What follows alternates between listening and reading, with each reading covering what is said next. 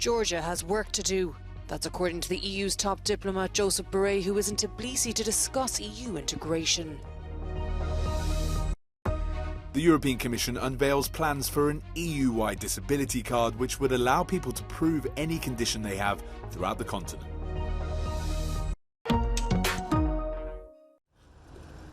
The EU's doors are wide open for Georgia. That's according to the EU's top diplomat Joseph Borrell, who arrived in Tbilisi on Thursday.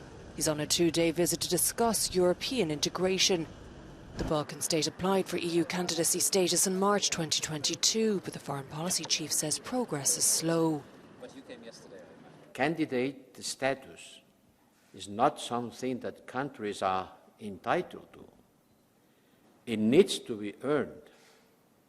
It needs to be earned through serious reforms and adherence to the European Union values. And to be frank, there is still quite a bit of work to be done. While President Salome Zurabishvili expresses clear pro-EU views, she represents the minority. Earlier this month, she met with EU officials and reportedly pleaded with them to give Georgia a chance. But the move was not approved by Parliament, and the ruling party threatened to impeach her. Brussels has slammed the government's pro-Kremlin stance and its attempt to adopt a foreign agents law in March, which sparked mass protests in the capital. US President Joe Biden is on his way to New Delhi to participate in the G20 summit. The leaders of 9 additional countries, including Spain and the Netherlands, have also been invited. In Chinese President Xi Jinping's absence, Washington says Biden will be trying to convince the world that the US and its allies can offer more reliable partners to Beijing. The White House says the Biden administration wants to increase the lending powers of the World Bank and the International Monetary Fund, a significant but smaller alternative to China's Belt and Road Initiative, facilitating more trade links. France's highest court for complaints against state authorities has ruled in favour of a government ban on the abaya Muslim dress for women in schools. The State Council in Paris on Thursday ruled that prohibiting the full-length dress did not constitute a violation of fundamental freedoms, but others argue the ban lacks clarity. Cette interdiction ne repose sur strictement aucun texte juridique, que c'est finalement un effet d'annonce purement politique de la part du ministère de l'Éducation dans le cadre de la rentrée scolaire. Et qu'en plus, c'est un vêtement qui n'a pas été précisément défini et qui est considéré comme étant un vêtement qui n'est pas religieux. France's Education Minister Gabriel Attal says the government violates France's strict rules on secularism, which openly bans demonstrating religious symbols in schools. He added that 67 girls refused to change out of the dress on Monday and were sent home. President Macron has supported the ban as protection of secularism in French schools. US tech billionaire Elon Musk allegedly prevented a Ukrainian covert attack on a Russian naval ship last year. According to writer Walter Isaacson in his new biography, Ukrainian submarine drones strapped with explosives suddenly lost connection with Musk's Starlink satellite network off the coast of Crimea and washed ashore. It's a claim that has sparked outrage in Kyiv. On the social media platform X, formerly known as Twitter, President Zelensky's advisor, Mikhailo Podolyak, says Musk's interference enabled the Russians to fire missiles at Ukrainian cities. The novelist said Musk was concerned a Ukrainian attack could spark a mini Pearl Harbor. Kyiv has been using Musk's Starlink satellite terminals to aid its counter-offensive. Rescue experts from around the world are working to save an American researcher who became trapped after falling ill in a cave in southern Turkey. Experienced caver Mark Dickey became unwell while making his descent into the Morka cave in the Taurus Mountains. Speaking in a video from the cave, he praised the cooperation between international rescue teams. As you can see, I'm up, I'm alert, I'm talking, but I'm not healed on the inside yet, so I'm going to need a lot of help to get out of here. And this is often in the caving world a great opportunity to show just how well the international world can work together. Communication takes about 5 to 7 hours and is carried out by runners who also transport food and medicine to Dickey from above ground. Experts say the rescue operation could take days or even weeks depending on conditions. Rescue teams at the site hail from Bulgaria, Croatia, Hungary, Italy, Poland and Turkey.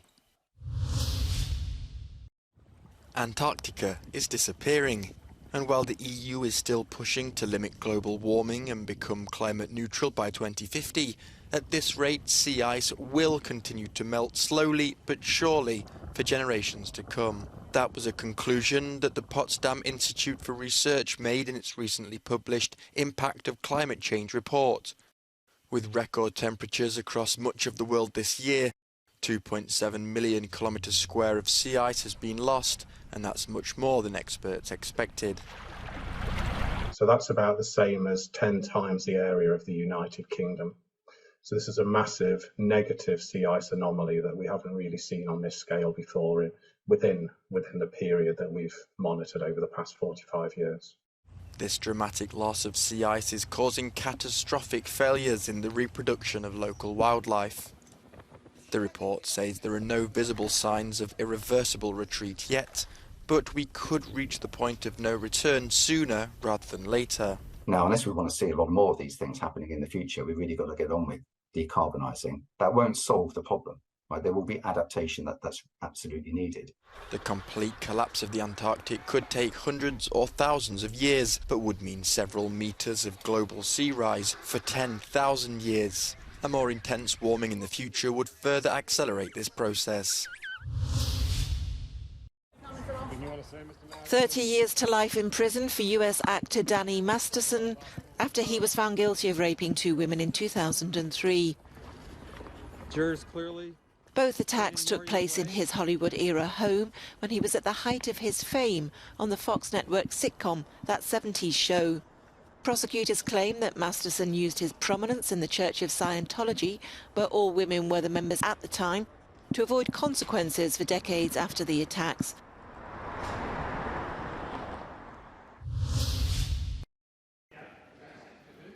Pierre Hazeling has a disability and was also one of the first people in Europe to hold a European disability card, a document that allows him to prove all over the continent that he's disabled.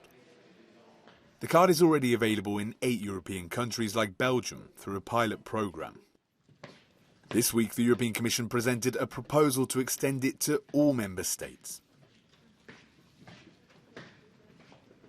When I was in Italy, I asked assistance in a museum, and a long time ago I could not get assistance because I could not prove I was in those days I didn't use a wheelchair. I was walking with a stick but not a wheelchair. So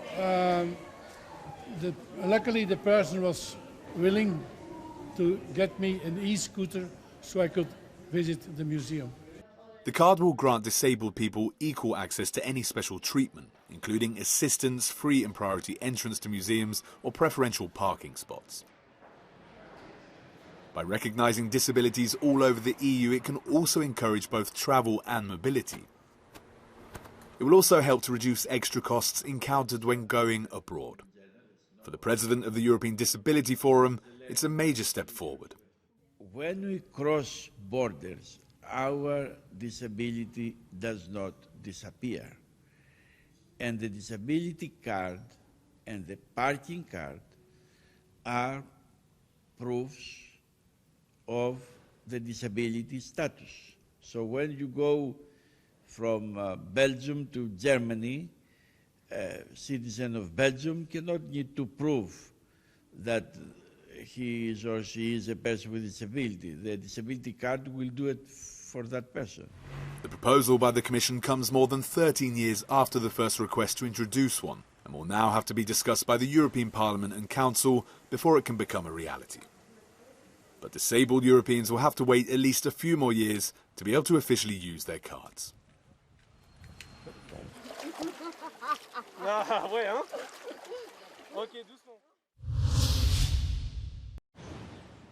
High in the mountains above Lake Prespa that connects North Macedonia to Greece and Albania is the 12th century Church of St. George.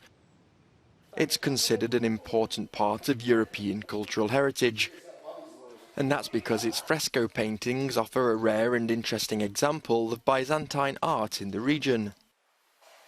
According to some scientists, we can see the first,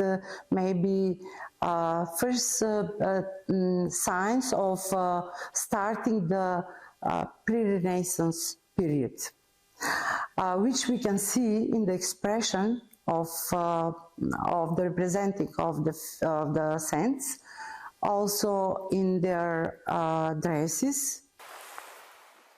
The governments of North Macedonia and Greece, alongside the European Centre for Byzantine Monuments, have agreed a deal to ensure the preservation of the frescoes. And that's the challenge facing restoration teams from both countries, tasked with the tricky upkeep of these centuries-old masterpieces. The paint, as we said, comes from mainly minerals, from stones, and also from the vegetables or even animals, some of the most rare paints. So the paint was coming in powder, in very fine powder, and they mixed this fine powder with lime in water. They make an aqueous dispersion of lime. The painter then would apply the paint on fresh mortar before the mortar dries. Since North Macedonia and Greece signed the Prespa Agreement in 2017, bilateral cooperation has gained momentum. A concrete result of that cooperation is this joint project for the preservation of the rich cultural heritage in the region of Lake Prespa, in whose water is the border between those two countries. In Prespa region, North Macedonia, for Euronews, Borjan Jovanovski.